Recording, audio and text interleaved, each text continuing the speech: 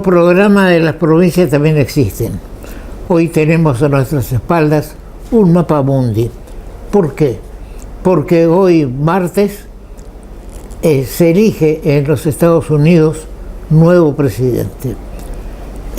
Las dos candidaturas, la demócrata, del Partido Demócrata y el Partido Republicano, las encuestas dicen que están cabeza a cabeza. Pero hay una cuestión particular que antes la teníamos también en la Argentina.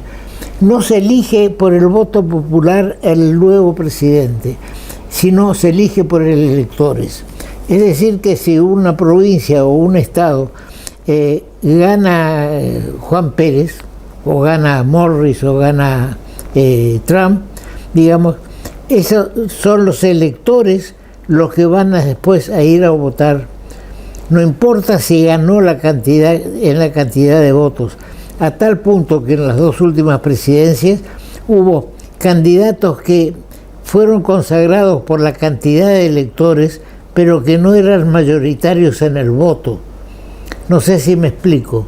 Acá también en Corrientes teníamos una época que elegíamos electores, y así fue como al término del gobierno del doctor Ricardo Guillermo Leconte, presidente de la Nación Carlos Menem, al terminar su mandato, Ricardo,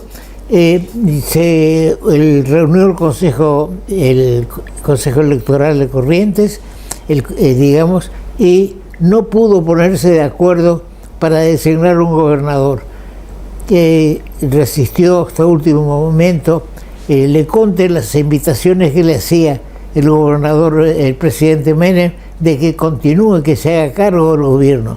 Pero el principio constitucional y republicano de Ricardo Guillermo Leconte dijo que no, asumió el vicegobernador por pocos días y se intervino la provincia. Es decir, que el colegio electoral es un elemento de doble filo, porque hay estados que tienen muchos electores y que a lo mejor con esos electores deciden quién va a ser el presidente de los Estados Unidos, que no es una cuestión únicamente por Estados Unidos, sino de todo el mundo, como tenemos acá atrás nuestro. Es decir, la política que toma Estados Unidos con la Argentina, con América Latina, con la inmigración que tiene Estados Unidos muy desarrollada, con su posición con Israel, digamos, los grupos que ya empiezan a aparecer, grupos antisemitas en Estados Unidos también, algunos respaldados desde el Partido Republicano de Trump. Tal es así que un abogado argentino judío que ya está radicado en Estados Unidos hace tiempo, dice, y estaba dentro del Partido Republicano, pero dice que no lo va a votar a Trump porque tiene miedo a las decisiones, digamos, inconsultas que pueda tomar Trump con respecto a Israel. Es decir, que todo está en este momento, el mundo está concentrado en la elección de los Estados Unidos.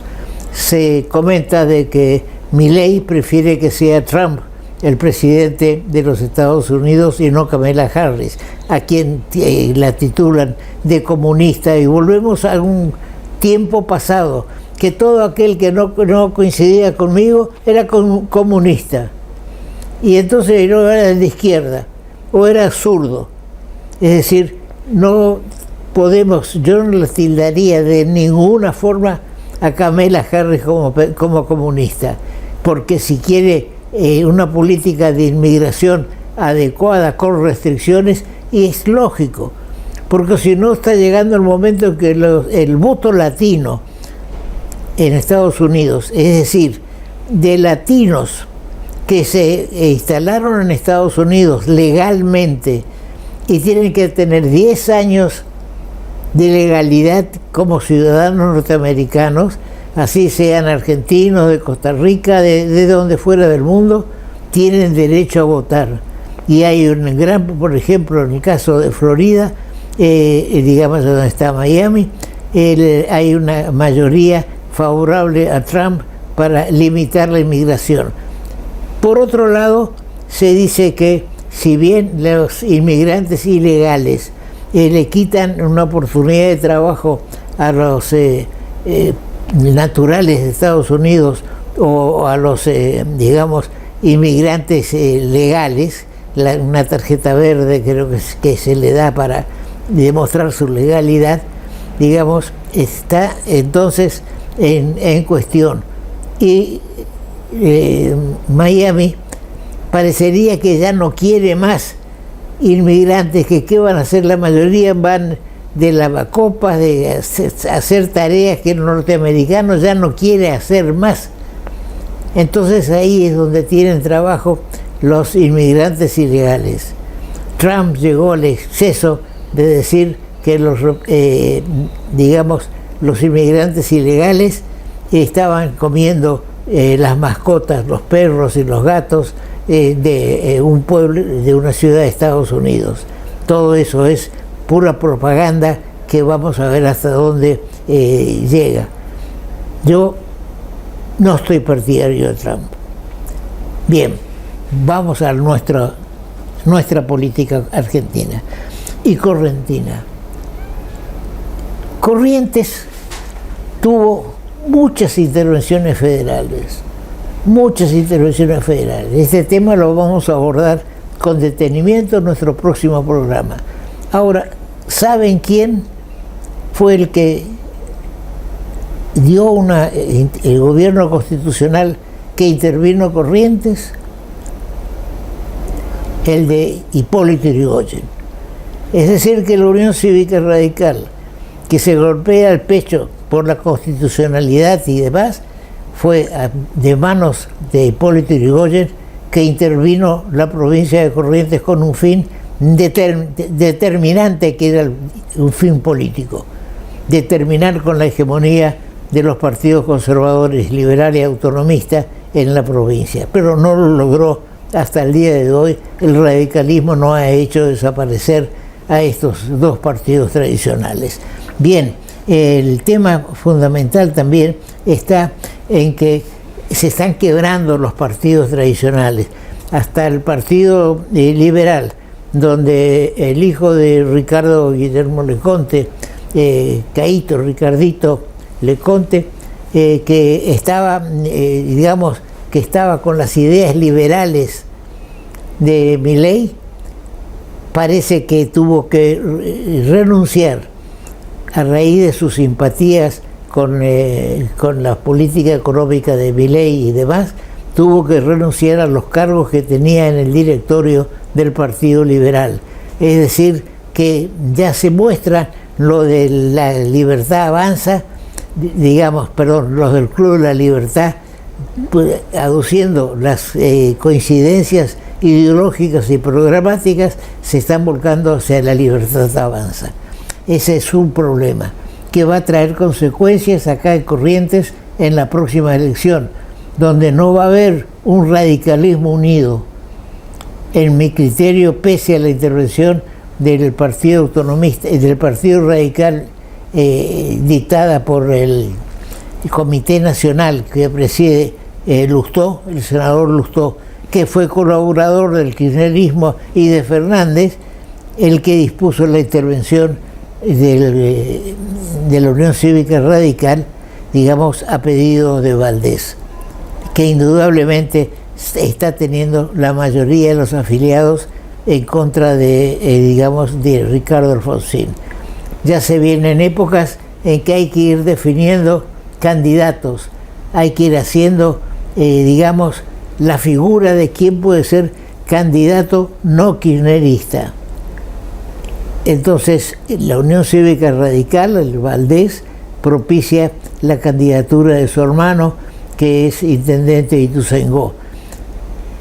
Yo no voy a abrir juicio porque no lo conozco al actual intendente de Ituzaingó, hermano del gobernador, pero no me gusta este carácter hereditario que se quiere dar a los cargos públicos. Ricardo Colombi, ¿a quién lo dejó? A su primo, porque para que Tomás, primo querido, 4 años de gobernador para solucionar el problema constitucional, porque en ese entonces no había reelección. Solucionaba el problema y después vuelvo yo. Sí, cómo no, primo querido.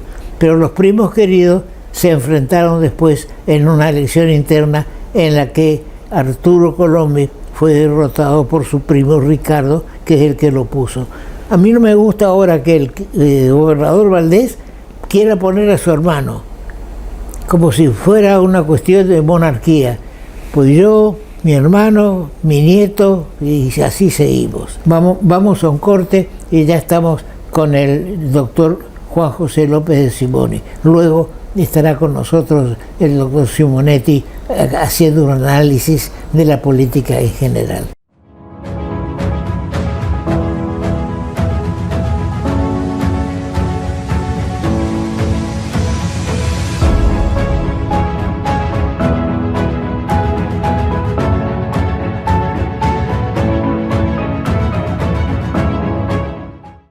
Ahora comunicarte con la MUNI es más fácil. Llama al 147. Sumamos una nueva línea de atención telefónica directa y gratuita las 24 horas. Podés realizar todo tipo de reclamos sobre servicios municipales, consultas, asesoramiento de gestiones y trámites. También podés requerir info de eventos, turismo y más. Hola, somos el Servicio de Atención Ciudadana de la Municipalidad de Corrientes. ¿En qué te podemos ayudar? Línea 147. Estamos cerca tuyo, Municipalidad de Corrientes. En nuestro programa Las provincias también existen, estamos con el ministro de Justicia y Derechos Humanos, el doctor Juan José López de Simoni. Bienvenido, Juanjo. Nos conocemos desde hace tiempo. Gracias, Toto. Un placer estar contigo. Muchas gracias. Ahora, hubo una modificación en el ministerio, porque antes era de Gobierno, Justicia, y después pasó seguridad y demás. ¿Por qué no le explicas a la audiencia cómo está en estos momentos el tema?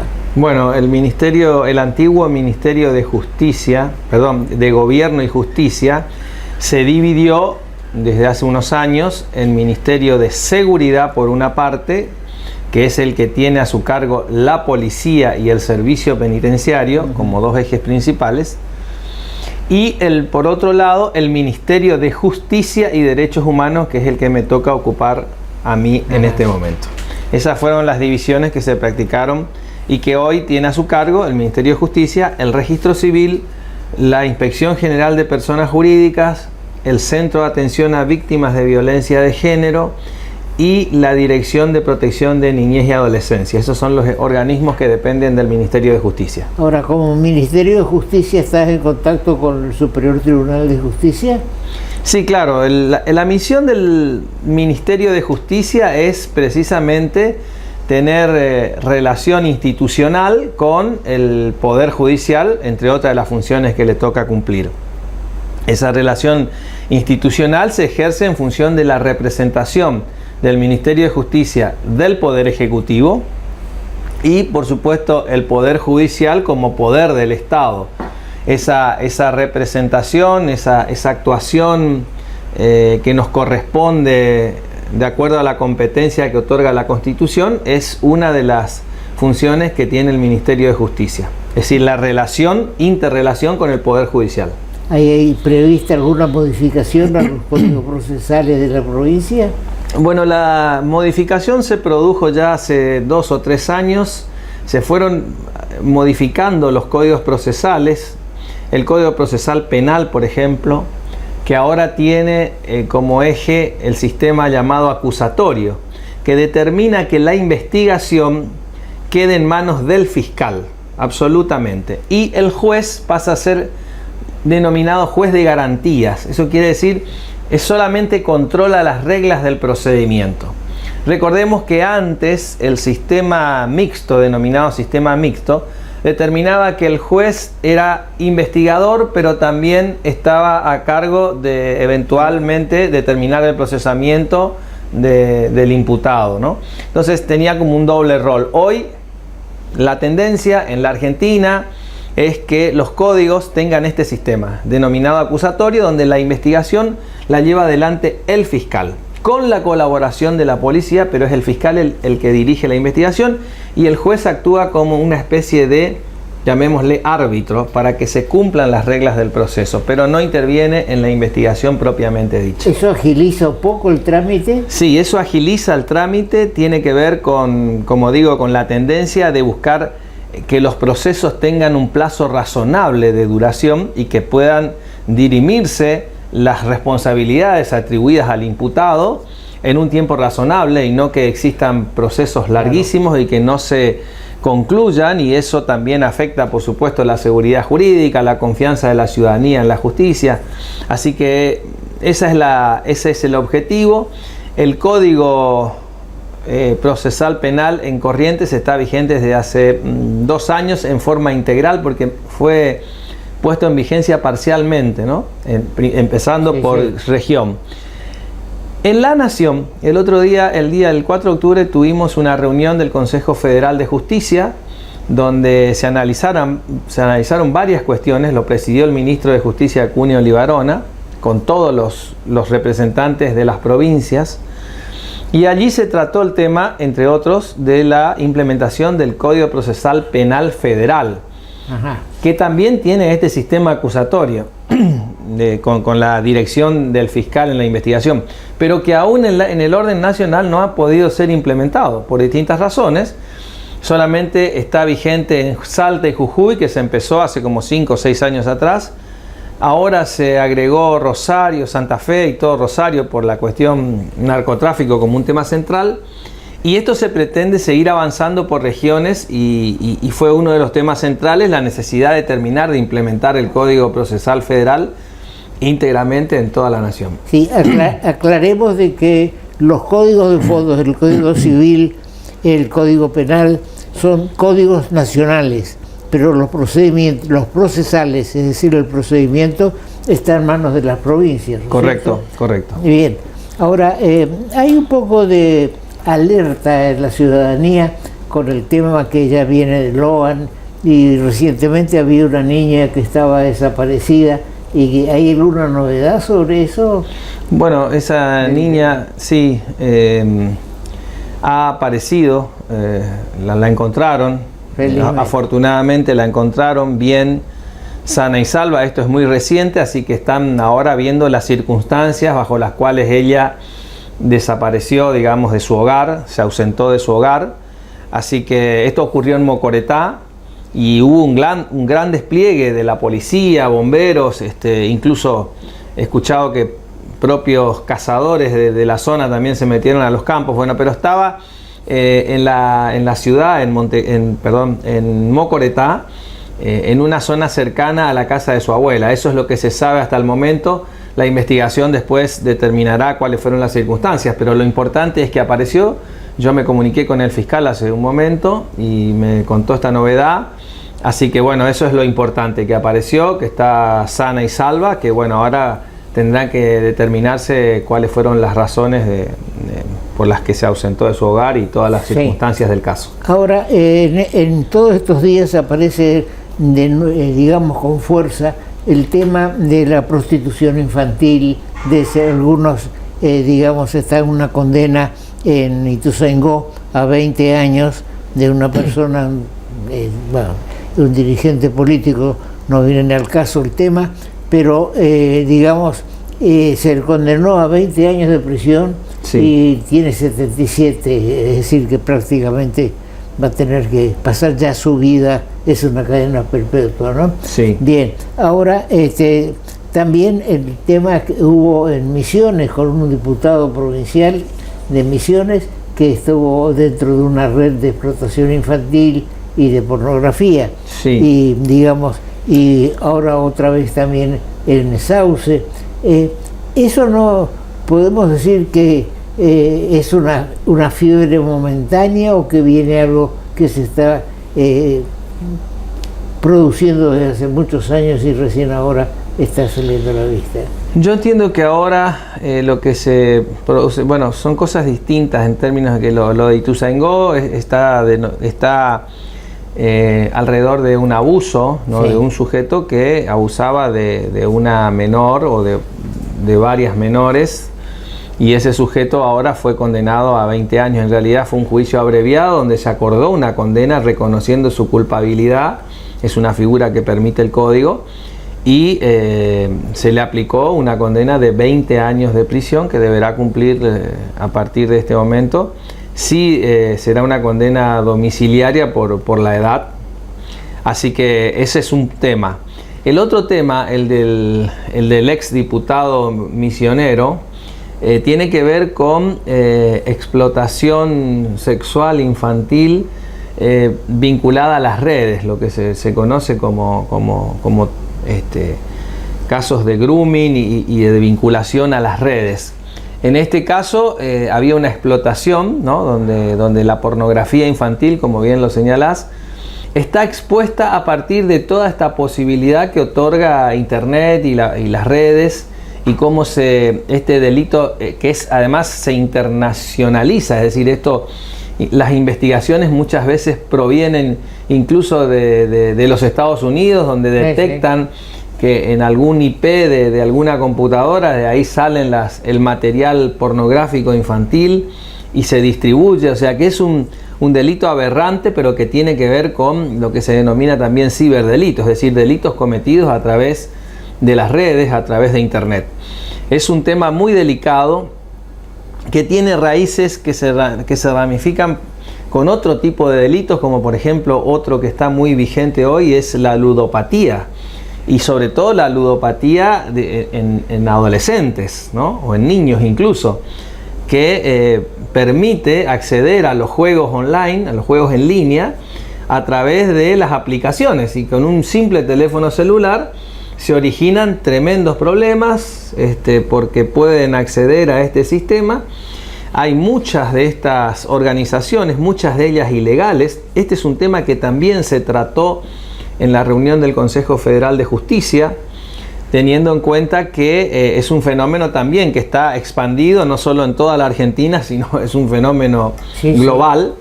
Y la novedad fue que en la Ciudad Autónoma de Buenos Aires, ese día expuso el ministro de Justicia de la Ciudad Autónoma de Buenos Aires, donde comentó cuáles fueron las circunstancias en las que se hicieron denuncias de alrededor de 180 o 1800, si no me equivoco, sitios de apuestas ilegales que ellos detectaron, y se hicieron las denuncias correspondientes y se avanzó en el cierre de estas páginas. Bueno, una investigación importante que se llevó a cabo en la ciudad de Buenos Aires, pero que tiene en alerta a todas las provincias y a todo el país por este motivo, ¿no? Es decir, es un delito global y que preocupa también la ludopatía infantil. Y tal vez la proliferación de casinos que se ha dado en los últimos tiempos también sea un factor importante en la difusión de la ludopatía, ¿no es cierto? Sí, sin duda. Y sobre todo estas posibilidades de las apuestas online, o sea, que se puedan hacer con un simple teléfono celular.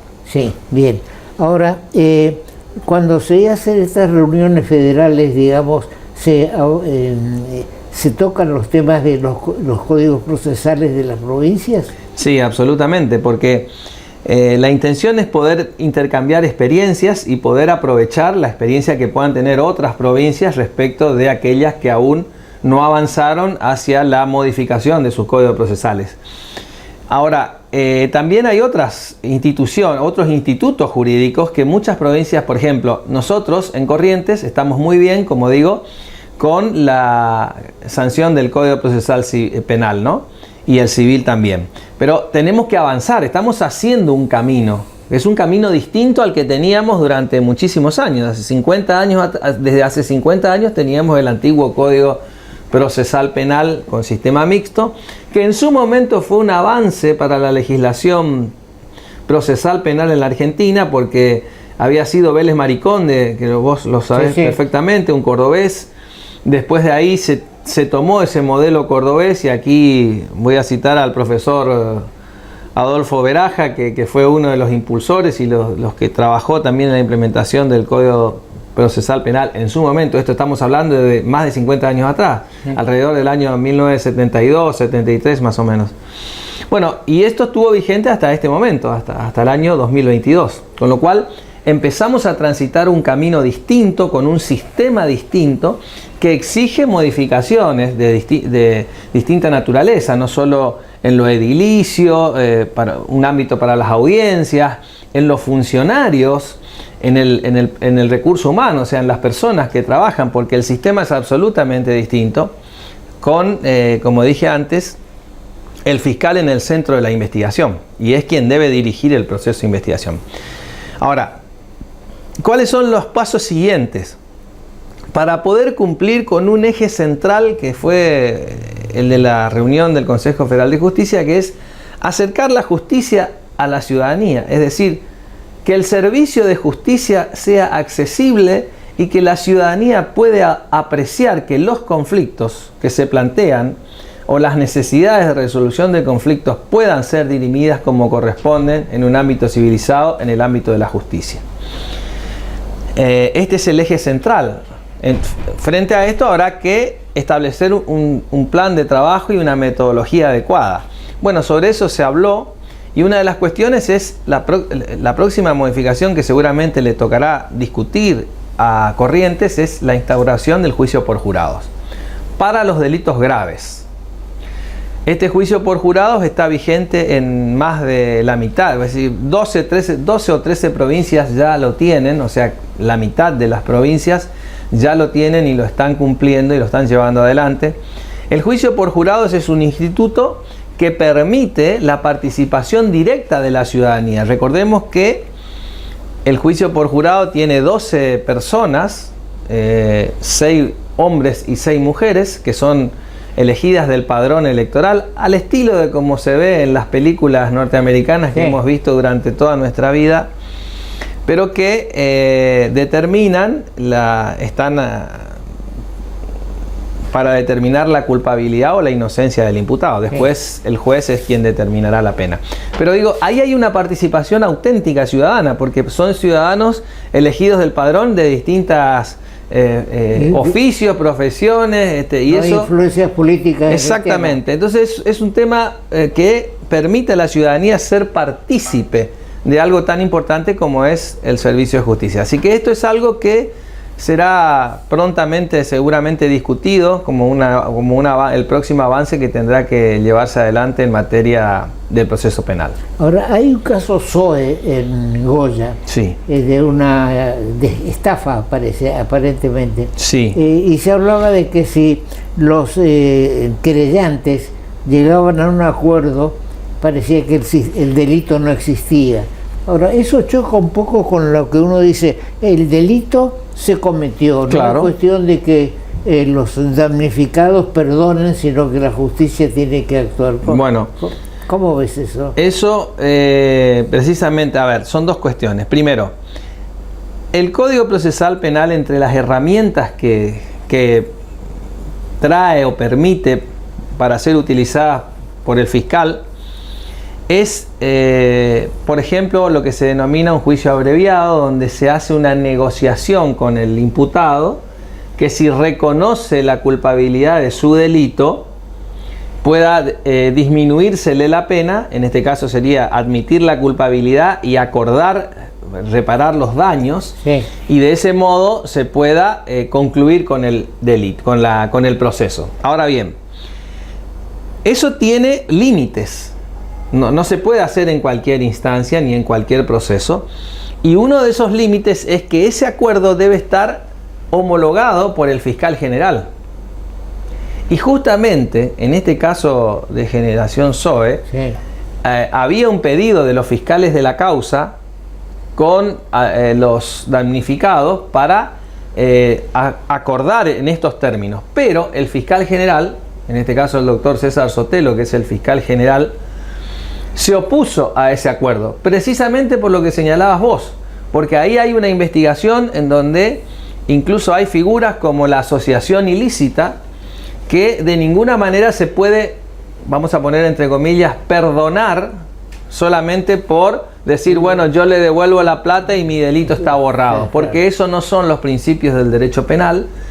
Y en consecuencia el fiscal general se opuso en definitiva a ese acuerdo que en principio iban a llevar adelante la fiscalía que investigaba la causa y los damnificados, y por lo tanto continúa el juicio para determinar una cuestión tan grave como es una asociación ilícita más todo lo que se originó a partir de eso, ¿no? Bien, Bien, esperemos que todas estas medidas que anuncia el ministro de Justicia puedan agilizar los trámites en tribunales, porque, digamos, afecta a toda la sociedad esos juicios largos en los cuales el acusado está permanentemente, digamos, acusado y no se termina de su culpabilidad o su inocencia. Esperemos que todo eso sea algo más rápido, digamos, guardando siempre los términos necesarios para el esclarecimiento del delito. Sí, y además te agrego una cosita. Además se reformó el Código Procesal Civil, que ese es otro tema, pero que es importantísimo. El Código Procesal Civil también ha cambiado su sistema, yendo hacia la oralidad, en donde se agilizan los procesos, y también hay como una desacralización de lo que eran las formas a veces excesivas del proceso escrito, de lo que se denominaban vulgarmente chicanas, que determinaban que los procesos civiles también duraran un tiempo excesivo y que finalmente no se alcanzara eso que se pretende en el derecho, que es alcanzar la justicia, es decir, dar a cada uno lo suyo, como diría aquella vieja definición de Ulpiano. Pero lo importante es avanzar hacia una justicia particular. Esto también en términos de Aristóteles. La justicia particular es la que interesa, la justicia singular, la que llega a cada una de las personas, o cada uno de los justiciables, como se los denomina, porque detrás de un expediente siempre hay personas, siempre hay cuestiones, conflictos para resolver, y eso, en tanto quede abierto, una sociedad nunca va a poder vivir en su conjunto en paz. Por lo tanto, son valores, la paz, la justicia, la solidaridad, son valores que deben estar presentes para que una sociedad, además, no solo por mantener la paz, sino también por generar condiciones de una seguridad jurídica que a su vez determine lo que tanto queremos de hace mucho tiempo, que es que en la Argentina haya reglas claras, que vengan las inversiones, y que para que vengan las inversiones debemos tener en orden, entre otras cuestiones, la justicia, que deba dar confianza a los inversores y a la ciudadanía en general. Todo eso es la justicia, influye en el riesgo país. Si hay una garantía de una justicia honesta, clara y rápida, disminuye el riesgo país, como está disminuyendo en este momento. Bien, muchas gracias, Juanjo. Un placer. Y va a ser un gusto poder difundir las actividades que puedas hacer desde el Ministerio. Muchas gracias y a disposición, como siempre. Seguimos con el programa.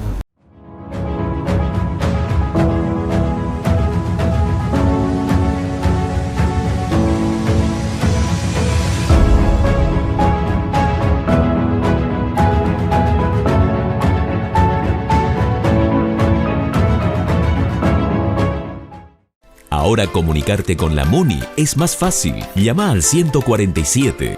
Sumamos una nueva línea de atención telefónica directa y gratuita las 24 horas. Podés realizar todo tipo de reclamos sobre servicios municipales, consultas, asesoramiento de gestiones y trámites. También podés requerir info de eventos, turismo y más. Hola, somos el Servicio de Atención Ciudadana de la Municipalidad de Corrientes. ¿En qué te podemos ayudar?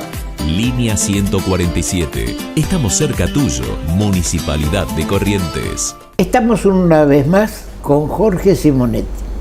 El doctor Simonetti es un periodista y analista de la situación política del país y de Corrientes. Yo quiero hacer una aclaración sobre esto. Son pocos los que escriben en los diarios de la ciudad, digamos, que toman posiciones sobre puntos determinados. Y Jorge Simonetti lo hace. Yo también trato de hacerlo, pero Jorge me supera en la difusión de libros y de pensamientos. Yo ya estoy un poco fuera de recordando tiempos pasados únicamente. Pero Jorge Simonetti hace un análisis de las fuerzas políticas en litoral.com y en el diario Papel.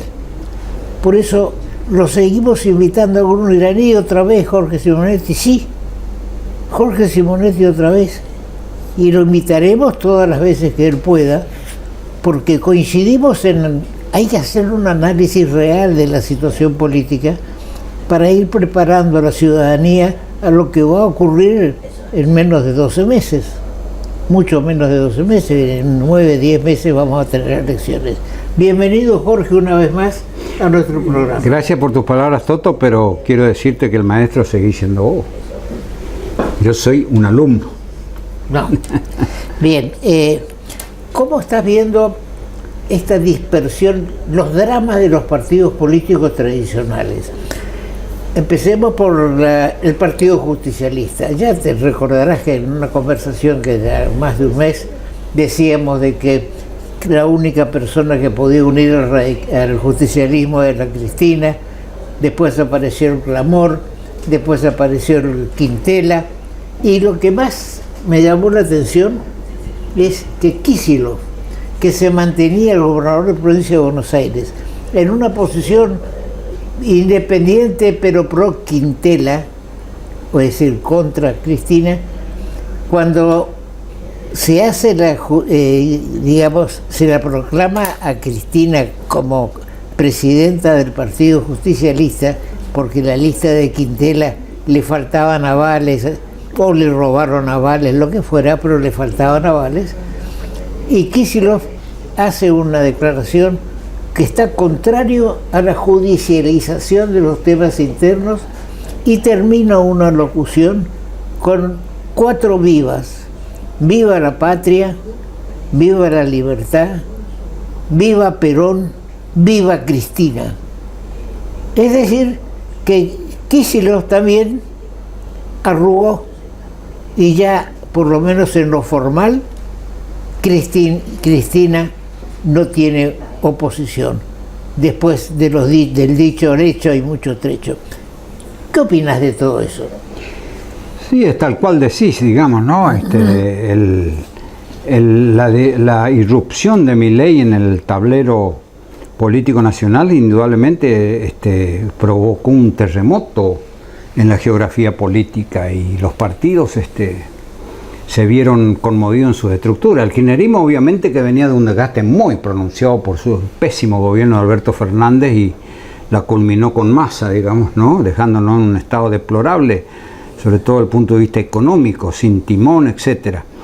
Y a él, entonces, Milei gana porque se trató de buscar lo más distinto y lo más extremo respecto al kirchnerismo. Entonces gana Milei. Y sigue, digamos, con su gestión, sigue marcando la cancha. Y obviamente, ante un liderazgo fuerte como el de Milei, los partidos comenzaron a diluirse, sobre todo los del medio político. Y ahora que empieza el trabajo de campaña para las próximas elecciones, ¿qué pasa? Milei sube al ring, la sube al ring a Cristina, con un doble propósito, ¿no? Polarizar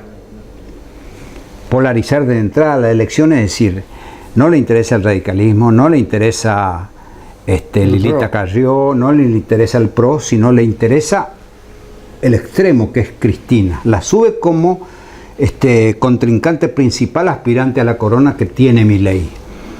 Y esto hace que la sociedad se vaya a dividir nuevamente hacia los extremos. Pero sabe también Milei que gran parte de la población no quiere volver al kirchnerismo ni al cristinismo.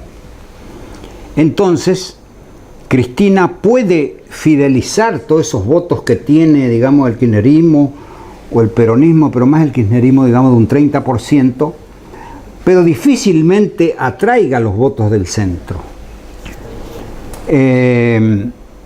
La presidencia del partido, no creo que Cristina obviamente en el 27 sea candidata a presidente, pero sí probablemente sea candidata a diputada nacional. Ahora en el 25. Claro, en el 25. Y la presentación de Quintela en su oportunidad tenía poco volumen. Quintela no creo que no le hacía ni cosquillas a Cristina. Tanto es así que esa conversación que tuvieron para bajar los planteos judiciales estaba cantado. Quintela no era una persona que le iba a hacer sombra a Cristina, ni lejos, ni por ahí. Y hoy por hoy creo que esta divisoria, digamos, y planteamiento entre extremos está planteando una disolución del medio político. Está planteando una disolución de partidos que venían, digamos, en contra del kirchnerismo, pero que tampoco apoyan hoy por hoy, si bien apoyan la política económica, no la especie de autoritarismo de Milei. El estilo de... Claro, el estilo de Milei. Exacto. También hemos hablado mucho con Jorge y otros analistas que han venido a nuestro programa, el tema de la grieta y de que se está con estos discursos que hace Milei, donde maltrata a los que no piensan igual. Ahora va a limpiar a todos los diplomáticos que no estén de acuerdo. Esto me hace recordar aquella época ya muy lejana, cuando me ofrecieron ser profesor del gobierno peronista. Tenía 22 años y me dijeron, estoy todo muy de acuerdo, pero tiene que afiliarse al Partido Justicialista. Ahora acá, si el diplomático de carrera que no esté afiliado o no conteste con la Libertad Avanza, lo van a sacar. Indudablemente que las relaciones exteriores la fija el presidente, pero con la conversación con sus ministros de Relaciones Exteriores, totalmente. No con asesores sueltos. Claro, totalmente. Mira, Toto, yo creo que acá lo grave es, en este caso del Ministerio de Relaciones Exteriores de la Cancillería, lo grave es que se está haciendo, es una concreción de lo que del macartismo, ¿no? Vos sabés que Joseph McCarthy fue el senador que allá en la década del 50 persiguió a todos los que tildaban de comunistas, hasta Chaplin lo tildó de comunista, y pretendía limpiar todo el Estado, porque todos los que no convivían o no estaban de acuerdo con su pensamiento eran comunistas. Esto es exactamente lo mismo, está haciendo macartismo. Vos sabés que en política exterior la seriedad del Estado se mide por la continuidad de sus políticas públicas. No puede hoy hacer una cosa y mañana hacer absolutamente la contraria. Porque fíjate vos que Brasil mismo se habla de la política exterior del Palacio Itamaraty. No se habla de la política exterior de Lula o por supuesto. Exacto. Y entonces, acá, lamentablemente, se cambia una política. No va a haber política exterior de Estado, sino una política exterior de partido político, que es la Libertad Avanza. Lo estamos viendo con el viaje que está por hacer el presidente a China, cuando sostenía en la campaña que con los comunistas no iban ni a la esquina a tomar un café. Y resulta que ahora aparece, por necesidades económicas y financieras, aparece yendo a China en busca de... Pero eso no está mal, Toto. Esto no está mal también, es lo que hice en campaña, y en muchos casos presidentes dijeron una cosa en campaña y después hicieron otra porque las necesidades de gobierno lo precisan. Eso no está mal, pero en los organismos internacionales vos tenés que mantener una seriedad en tus posicionamientos. La Argentina siempre, aún en la época de Macri, aún de gobiernos militares, en la época de Macri y obviamente en la época del kirchnerismo, votaron para levantar el bloqueo económico para Cuba. Siempre votaron igual. Y ahora, siguiendo esa campaña, Mondino hizo votar de esa misma manera. Solo 2 países, que Estados Unidos e Israel, votaron en contra de levantar ese bloqueo. Y esto tiene su influencia en el resto de la política exterior. Nosotros después vamos a ir a pedir, porque anualmente sucede eso, vamos a pedir los votos a la Asamblea de las Naciones Unidas para que saque esa resolución que siempre saca, reclamando a Gran Bretaña que negocie el tema de Islas Malvinas. ¿Con qué cara vamos a ir nosotros que estamos cambiando los votos y alineando a países, alineándonos con cosas que son absolutamente minoritarias como esto, cuando pidamos lo que nosotros necesitamos? Así que verdaderamente esta ideologización extrema este copamiento de las políticas del Estado por un partido político nos hace mucho mal, nos hace pésimo. Y bueno, así estamos.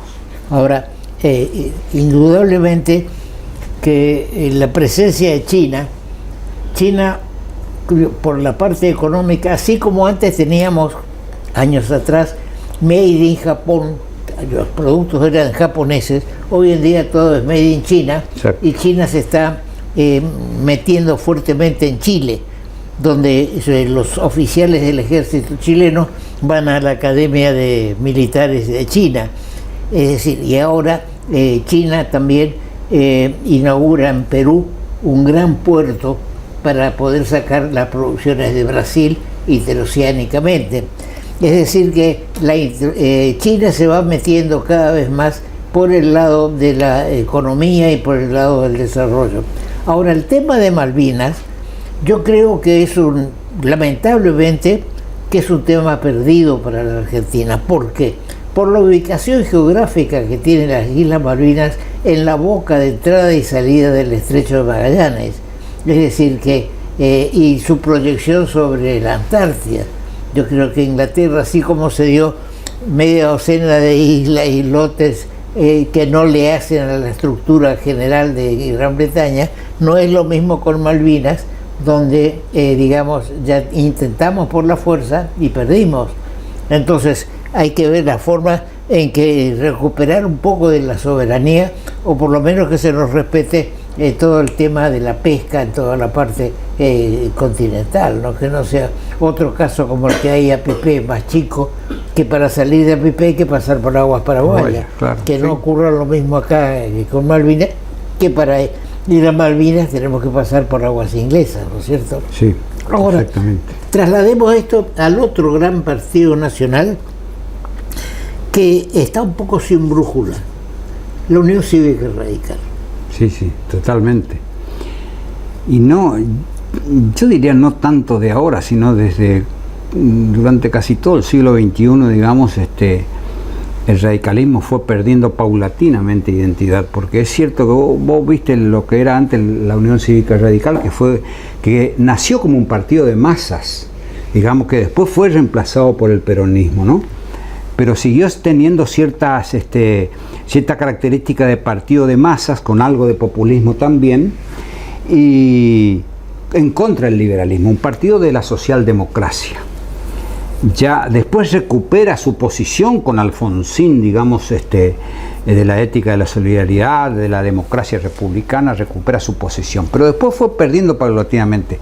Y durante el 2021, al conformarse Juntos por el Cambio, empezó a perder su propia identidad del partido, la Unión Cívica Radical. Ganó el PRO los votos esos, se fue ampliando el PRO, y así, bueno, ahora con el tema de la aparición de Milei, perdió absolutamente. Vos no sabés qué es el radicalismo, ni ideológicamente ni políticamente, porque hay radicales ahora directamente llamados los radicales con peluca, que también juegan la suya, unos para que lo apoye como candidato a gobernador, el otro para que con otras prebendas que sacan del gobierno, una obra u otra. Y bueno, y del otro lado está el sector duro, que sería el sector de Lustó y del ex gobernador de Jujuy, pero Lustó no ejerce una presidencia así de tipo moral, digamos, que atraiga, porque Lustó fue ex funcionario del cristinismo. Y de Fernández. No, de Fernández no. Según la información de La Nación fue, digamos, de Cristina y de Fernández. Ah, bueno, no sabía de Fernández, pero me refiero a que es un presidente que encima vota distinto de lo que vota su propio bloque en el Senado, y entonces realmente hay una dispersión, hay una atomización del partido, y obviamente una falta de identidad que hace que hoy el radicalismo esté, creo que peor que nunca, francamente, ¿no? Sí.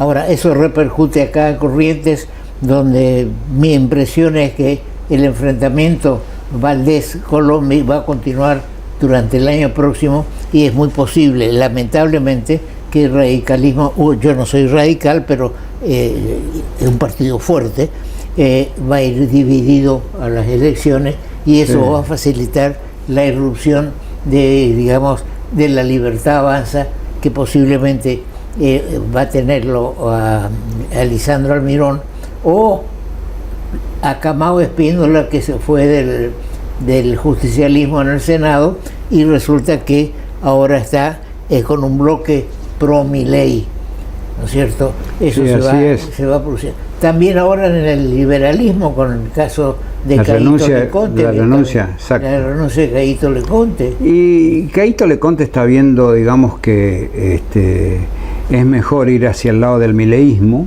¿no? Del libertarismo, y no del Partido Liberal, que en definitiva no sé dónde va a jugar esta partida, pero probablemente juegue del lado de Valdés, ¿no? Pero yo creo que acá en el futuro van a haber 3 contrincantes con presencia, digamos. No sé cuánta fuerza en cada uno de los sectores, porque eso está por verse en el futuro. Pero por un lado, el oficialismo representado por el Delfín de Valdés, que no creo que le dé para designar a su hermano No, como Delfín, yo coincido con vos. que no le creo que le dé, pero para designar otro, que mida, digamos, en las encuestas y que haga una representación, pero que a su vez obedezca al dedo de Valdés. Que en el radicalismo es relativo, ¿no? Pasó con Arturo y pasó con el mismo Valdés respecto a Ricardo Colombi. Sí. Por el otro lado, seguramente Ricardo Colombi va a hacer un acuerdo con el justicialismo o parte del justicialismo, ¿no? Los tiene allí a canteros, bicho libre, digamos, ¿no? Como para poder Cantero ya fue vicegobernador de Colombia. claro, poder integrar nuevamente una fórmula con Colombi, justicialismo y la parte del radicalismo de Colombi. Y por el otro lado, creo que los libertarios, aunque yo veo todavía un camino largo en el libertarismo, salvo que se imponga fuerte la autoridad de Milei y de su hermana Karina y diga, este es el candidato, y le pida al resto de los espacios dispersados, porque también no solo está Caíto Leconte queriendo ser candidato a ese espacio, está Lisandro Almirón, que creo que es el que más posibilidades tiene en este momento, pero también puede aparecer Camao, como vos bien decís, que al igual que su padrino Scioli, digamos, no tiene ningún problema estar Donde sea necesario sus intereses. donde sean necesarios sus intereses. Y Camao es un tipo que propiamente puede también tener sus votos, sus apoyos, Sí. exactamente. Sí. Entonces pueden haber estas 3 fuerzas, no sé cuál va a ser el contexto, pero 3 fuerzas que se van a disputar acá digamos, en la provincia. Acá tenemos segunda vuelta también, ¿no? Tenemos, no. Sí, con la de gobernador, sí, acá tenemos segunda vuelta, exactamente. Que segunda vuelta que es con el 45% de los votos o con el 40 más 1 con 10 puntos de diferencia respecto al segundo. Así que probablemente tengamos segunda vuelta. Y Bien. bueno, la segunda vuelta ya tiene sus propios condimentos. Bien, yo veo de que el Club de la Libertad, que se mostraba un poco independiente de la política hasta hace un par de meses, digamos, está integrantes del Club de la Libertad como Caíto, como Medina Méndez, están arrimando ya directamente a la Libertad Avanza. Y creo que ese puede ser un grupo que se oponga al de Lisandro, Sí, Lisandro seguramente. Almirón. Pero ¿qué ocurre? Lisandro Almirón, el que está recorriendo el interior, el que está armando el partido con Karina detrás, y eso es muy fuerte. Después ya veremos cómo esto se resuelve. Así Bien, Jorge, seguimos analizando esto que... Seguimos, Toto. Total. Seguimos, mientras vos me invites, yo voy a estar por acá. Bueno, Gracias, Toto. seguimos con el programa.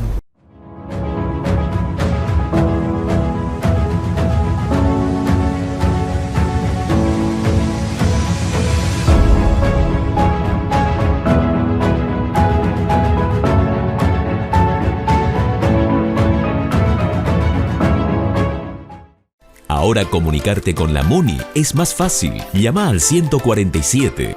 Sumamos una nueva línea de atención telefónica directa y gratuita las 24 horas. Podés realizar todo tipo de reclamos sobre servicios municipales, consultas, asesoramiento de gestiones y trámites. También podés requerir info de eventos, turismo y más. Hola, somos el Servicio de Atención Ciudadana de la Municipalidad de Corrientes. ¿En qué te podemos ayudar?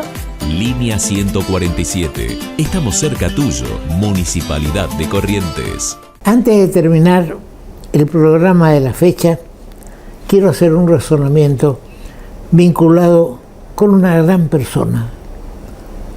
Eso de decir una gran persona es mucho más que decir un gran político o un gran ciudadano.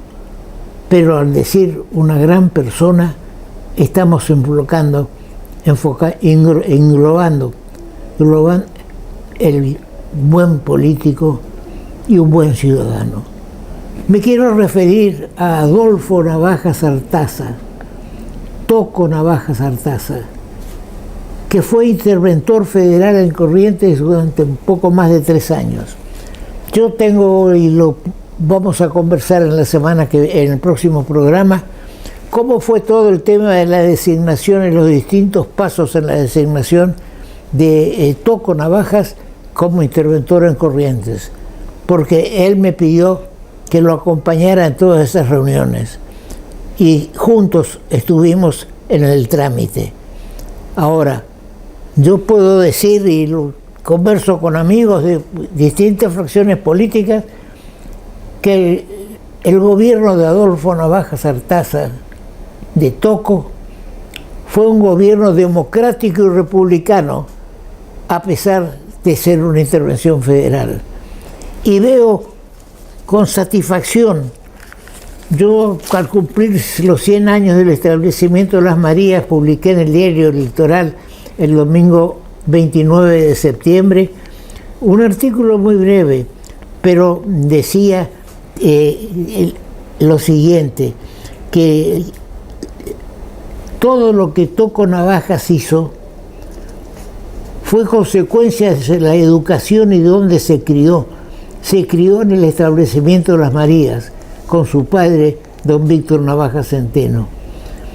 Digamos, él no tuvo que aprender que había que fomentar la educación, que había que respetar la democracia. No hay una, como digo acá, no hay una sola muestra de falta de honestidad, de respeto y progreso, porque así fue educado Toco Navajas. Entonces me molesta una cierta ocultamiento de la parte política de los Navajas, no solamente de Toco Navajas, sino de don Víctor Navajas, secretario general del Partido Demócrata Progresista, miembro de una de las comisiones, después de la Revolución del 55, se hicieron 2 comisiones. Una integró don Víctor Navajas Centeno y en la otra, por indicación de Víctor Navajas Centeno, la integré yo. Entonces, bien, tanto Juan Carlos Raffo como Marcelo Fernández, cuando el domingo 3 de noviembre hablan de Navajas Artaza, un político comprometido con la cultura provincial. En el próximo programa vamos a ir más a fondo. Yo estuve 3 años como secretario general de la Gobernación, luego un periodo como ministro de Educación, hasta que fue removido Adolfo Navajas por el gobierno de Lanusse, y fue una cuestión de 5 o 6 meses para preparar las elecciones en las que fue consagrado gobernador don Julio Romero. Bien, será hasta nuestro próximo programa.